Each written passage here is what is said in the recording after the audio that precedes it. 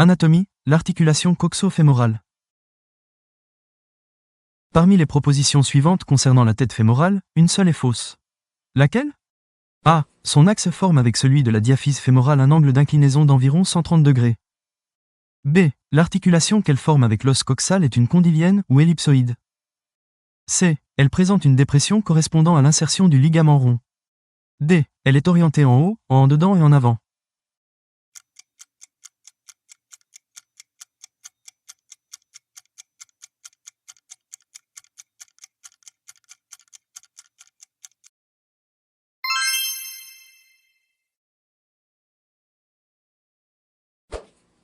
Parmi les propositions suivantes qui caractérisent l'arrière-fond du cotyle, ou fosse acétabulaire, laquelle est fausse? A. L'arrière-fond représente la partie extra-articulaire de la cavité cotyloïde. B. Il est perforé de nombreux orifices vasculaires. C. Il correspond à la lame quadrilatère de la face médiale de l'os coxal. D. Il est fermé en bas par le bourrelet cotyloïdien, ou labrome, qui obture complètement l'incisure acétabulaire, égale échancrure ischio-pubienne.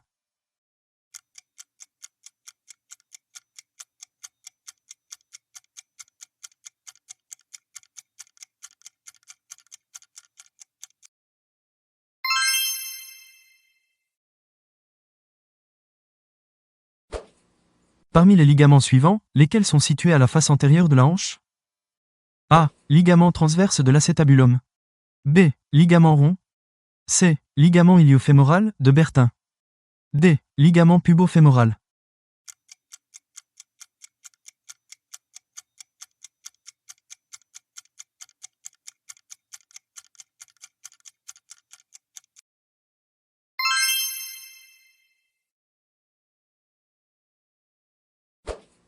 Toutes les propositions suivantes concernant le ligament iliofémoral de la hanche, ligament de Bertin, sont exactes, sauf une.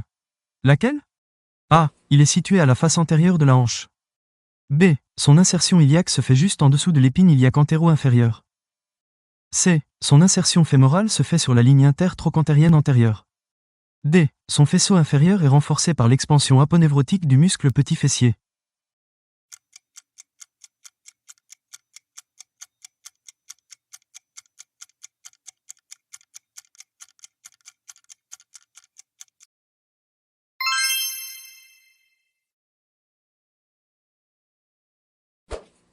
Parmi les propositions suivantes concernant le bourrelet cotyloïdien, ou labrome acétabulaire, une seule est fausse.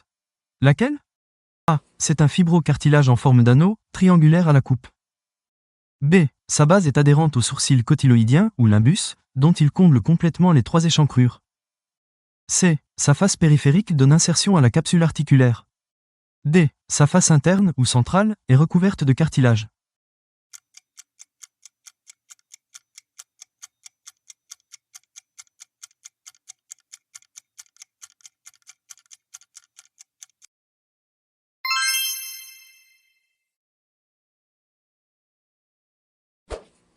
Toutes les propositions suivantes concernant les surfaces articulaires de l'articulation coxo-fémorale, articulation de la hanche, sont exactes, sauf une.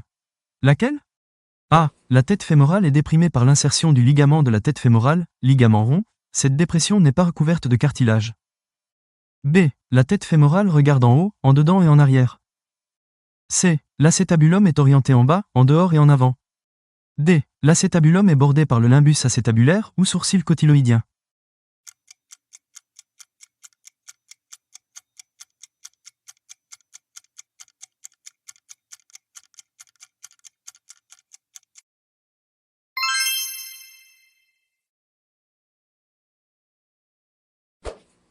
Toutes les propositions suivantes concernant l'anatomie fonctionnelle de la hanche sont exactes, sauf une. Laquelle? A. L'articulation coxo-fémorale est une diarthrose de type sphéroïde ou énarthrose. B. L'enfoncement maximal de la tête fémorale dans l'acétabulum est obtenu lorsque la cuisse est en extension. C. Le risque de luxation de la hanche est minimal sur une personne assise, les jambes écartées. D. Le muscle petit fessier est un abducteur de la hanche.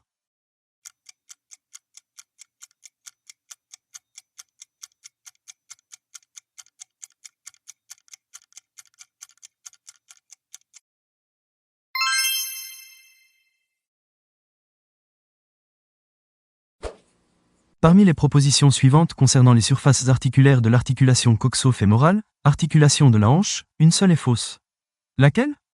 A. Le cotyle, ou acétabulum, regarde en bas, en dehors et en avant. B. La fosse acétabulaire, ou arrière-fond, est circonscrite par la surface semi-lunaire ou croissant articulaire.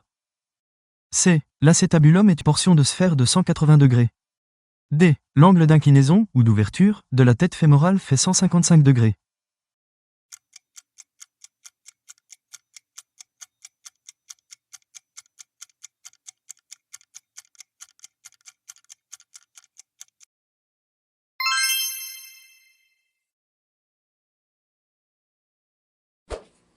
Toutes les propositions suivantes concernant l'articulation de la hanche, coxo-fémorale, sont exactes, sauf une.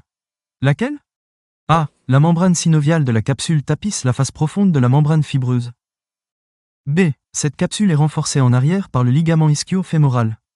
C. L'acétabulum, ou cotyle, représente une portion de sphère de 180 degrés. D. L'acétabulum est surplombé par la gouttière du tendon récurrent du muscle droit antérieur, droit fémoral.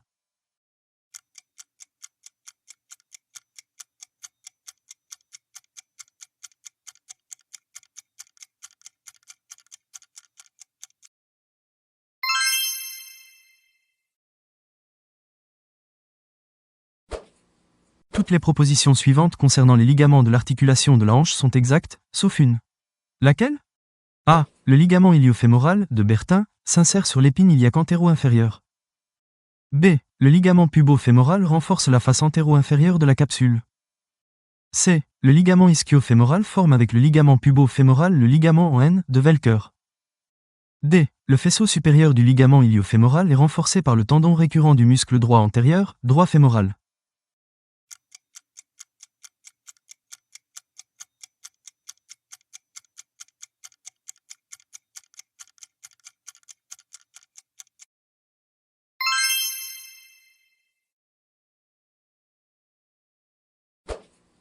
Toutes les propositions suivantes concernant l'acétabulum sont exactes, sauf un. Laquelle? A. L'acétabulum, ou cotyle, est surplombé par la gouttière du tendon réfléchi du muscle droit fémoral ou droit antérieur. B. La surface semi-lunaire circonscrit l'incisure acétabulaire ou échancrure ischio-pubienne.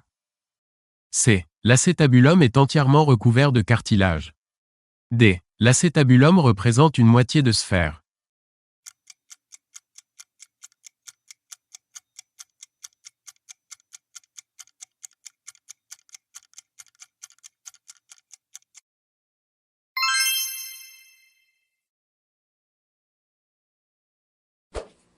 Toutes les propositions suivantes concernant la tête fémorale sont fausses, sauf une. Laquelle? A. La tête fémorale représente une moitié de sphère. B. La tête fémorale est entièrement recouverte de cartilage. C. La fovea capitis est située au sommet de la tête fémorale, légèrement en arrière. D. La tête fémorale regarde en haut, en dedans et en avant.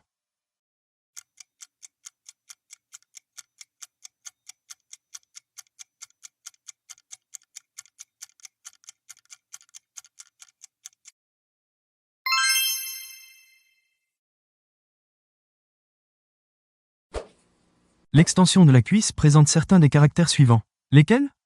A. Elle a en général une amplitude de 90 degrés. B. Elle est limitée par une tension des ligaments antérieurs et de la capsule. C. Elle est limitée par le faisceau inférieur du ligament iliofémoral.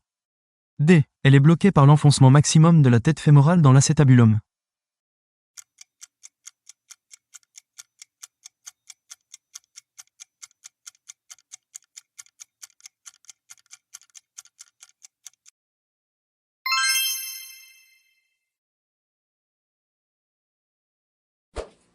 Parmi les propositions suivantes concernant l'articulation coxo-fémorale, articulation de la hanche, certaines sont exactes. Lesquelles? A. Lorsque l'angle d'ouverture, ou d'inclinaison, de la tête fémorale est supérieur à 130 degrés, on parle de coxa vara. B. Le bourrelet acétabulaire, ou labrum, s'insère sur le limbus dont il comble complètement les trois échancrures. C. Les insertions de la capsule se dédoublent pour encadrer le tendon réfléchi du muscle droit antérieur. D. Toute la surface articulaire de la tête fémorale est intracapsulaire.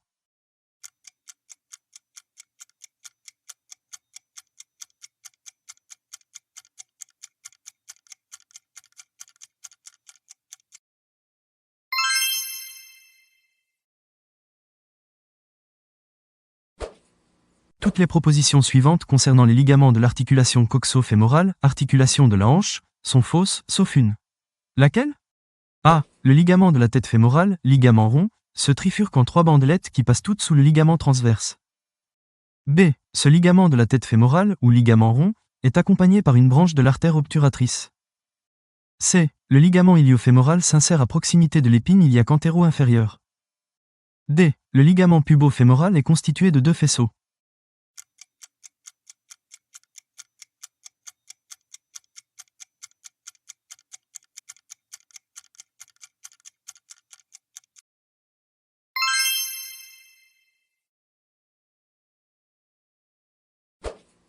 Toutes les propositions suivantes concernant les ligaments de l'articulation de la hanche sont exactes, sauf une. Laquelle? A. Le ligament iliofémoral, de Bertin, s'insère sur l'épine iliaque antéro-inférieure. B. Le ligament pubo-fémoral s'insère à proximité de l'éminence iliopectinée. C. La bourse séreuse du muscle iliopsoas est située entre le faisceau inférieur du ligament iliofémoral et le ligament pubo-fémoral. D. Le ligament ischio-fémoral limite la flexion de la hanche.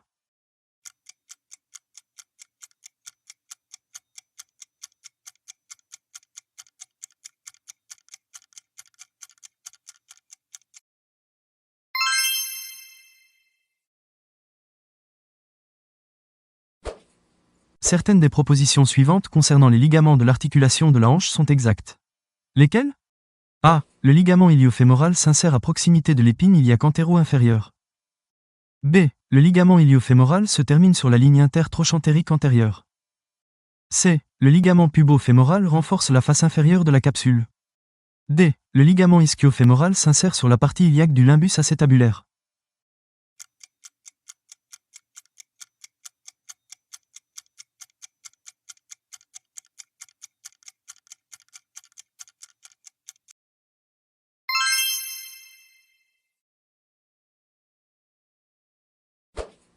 Certaines des propositions suivantes concernant l'anatomie fonctionnelle de la hanche sont fausses. Laquelle ou lesquelles? A. La position de fonction de la hanche, position de stabilité, associe une flexion, une légère adduction et une rotation latérale. B. La flexion de la hanche est favorisée par la flexion préalable du genou. C. L'extension de la hanche est favorisée par l'extension préalable du genou. D. La tête fémorale présente son enfoncement maximal dans l'acétabulum lorsque la cuisse est en extension.